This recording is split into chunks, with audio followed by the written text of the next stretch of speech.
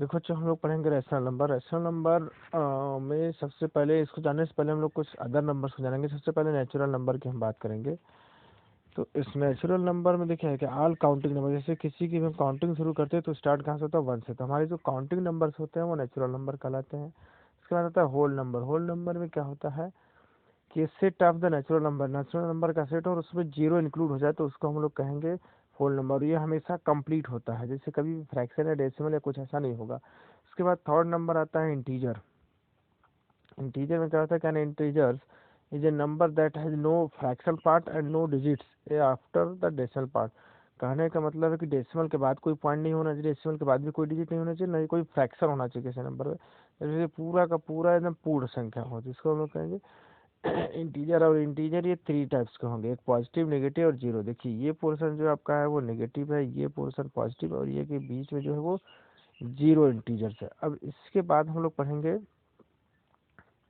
Rational number की हम बात करेंगे। अब रैशनल नंबर का any number written in form P by Q, किसी भी नंबर को पी बाई क्यू के फॉर्म में अगर लिख सके तो उसको हम कहेंगे कि वो रैशनल नंबर है। और क्यू कंडीशन ये होनी चाहिए, क्यू जो हो जाए never zero, where P and Q are integers. जो पी और क्यू होने चाहिए वो इंटीजर होने चाहिए, सबसे विशेष ध्यान देना है।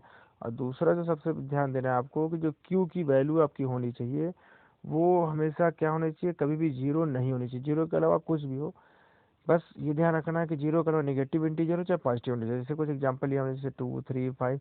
देखिए यहाँ पे 2 3 लिखने का मतलब ये नहीं कि इसके डिनोमिनेटर में कुछ नहीं, क्योंकि इसके डिनोमिनेटर में बट 1 भी लिखा जा सकता है, इसलिए ये भी पॉसिबल है। ये भी 0/1 भी लिखा जा सकता है, इसलिए ये भी पॉसिबल है कि ये भी रैशनल नंबर है।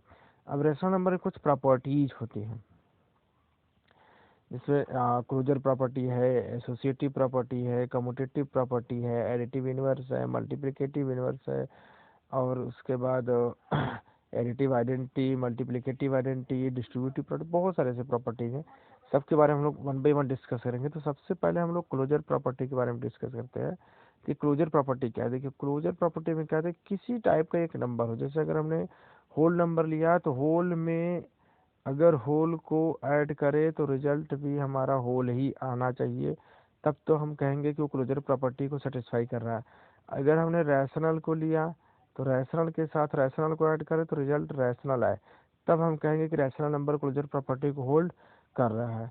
देखते हैं इसमें 1 बाई 1 देखते हैं। सबसे पहला हमने लिया, देखिए लिखा, इसको पढ़ लीजिएगा अपना जो इसमें लिखा मैंने, कि किसी मैथमेटिकल ऑपरेशंस के साथ वो रिजल्ट जो दे वो ऐसे। सबसे पहले होल नंबर्स की बात करते हैं। देखिए एडिशन और मल्टीप्लिकेशन के केस में ये क्लोज्ड होता है। क्लोज्ड सेंस करने का मतलब क्लोजर प्रॉपर्टी को ये सेटिस्फाई करा। लेकिन सब्ट्रैक्शन और डिविएशन के डिवीजन के केस में ये क्लोज नहीं है। क्यों? क्योंकि देखिए अगर मैं बात करूँ होल नंबर, जैसे 2 लिया, 2 डिवाइडेड बाई 3 करेंगे तो रिजल्ट आएगा 2/3, और जो ये 2/3 है वो होल नंबर नहीं है, इसलिए सब डिवीजन के केस में फॉलो नहीं करेगा। उसी तरह हम बात करें नेगेटिव केसेस की बात करें कि माइनस केस में क्या ये सेटिस्फाई कर रहा है, तो वहाँ भी ये सेटिस्फाई नहीं करता। जैसे अगर मान ले 2 - 3 लिखा तो रिजल्ट आ गया -1, और -1 is not a whole number. क्या इस तरह से कह सकते हैं कि होल नंबर जो है वो सिर्फ एडिशन और मल्टीप्लिकेशन केस में क्लोज्ड है, बाकी सब्ट्रैक्शन और डिवीजन केस में क्लोज्ड नहीं है। अब हम बात करेंगे इंटीजर्स की, कि इंटीजर कैसे। देखिए इंटीजर के केस में क्या है कि एडिशन, सब्ट्रैक्शन और मल्टीप्लिकेशन तीनों क्लोज्ड होंगे। मतलब इंटीजर केस में चाहे 2+3 करे, 2 - 3 करे, सब केस में इंटीजर ही देगा। लेकिन डिवीजन के केस में ये क्लोज नहीं हो सकता। क्यों? क्योंकि अगर मान लीजिए हमने 2/3 लिखा, या 2/3 करते हैं, देखिएगा ध्यान से, जैसे 2/3 करेंगे तो रिजल्ट आएगा 2/3, और इंटीजर में 2/3 का है क्योंकि इंटीजर में लिखा गया था कोई फ्रैक्शन नहीं होना चाहिए, न भी डेसिमल के बाद कोई डिजिट। तो यहाँ पे फ्रैक्शन आ गया, इसलिए इंटीजर केस में डिवीजन को सेटिस्फाई नहीं करेगा। अब हम बात करते हैं रैशनल नंबर की, कि होल नंबर इंटीजर्स को हमने देख लिया, अब बात करेंगे रैशनल की। तो रैशनल नंबर केस में देखिए एडिशन को ये सेटिस्फाई करेगा इसके, क्योंकि हम लोग को चैप्टर में रैशनल नंबर ही मेनली पढ़ा, इसलिए इसको 1 बाई 1 एग्जाम्पल के साथ मैंने एक्सप्लेनेशन दिया।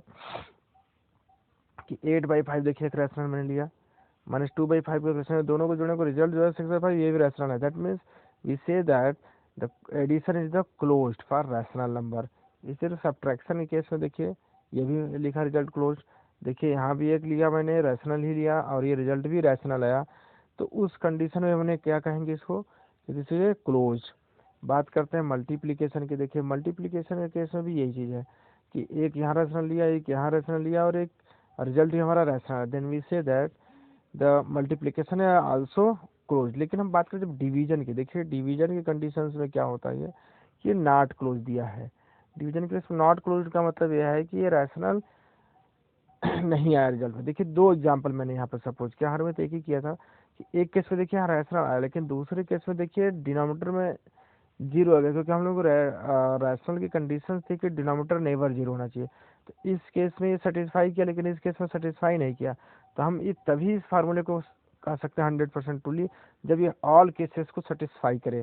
इसे मैंने लिखा है यहाँ पे, some cases find rational and some cases not rational, so division is not close. इसलिए हम कहेंगे कि ये डिवीजन जो है वो नॉट क्लोज है। सेकेंड प्रॉपर्टी आपकी जो है वो क्लोज प्रॉपर्टी है वो कम्यूटेटिव प्रॉपर्टी है, जो हम लोग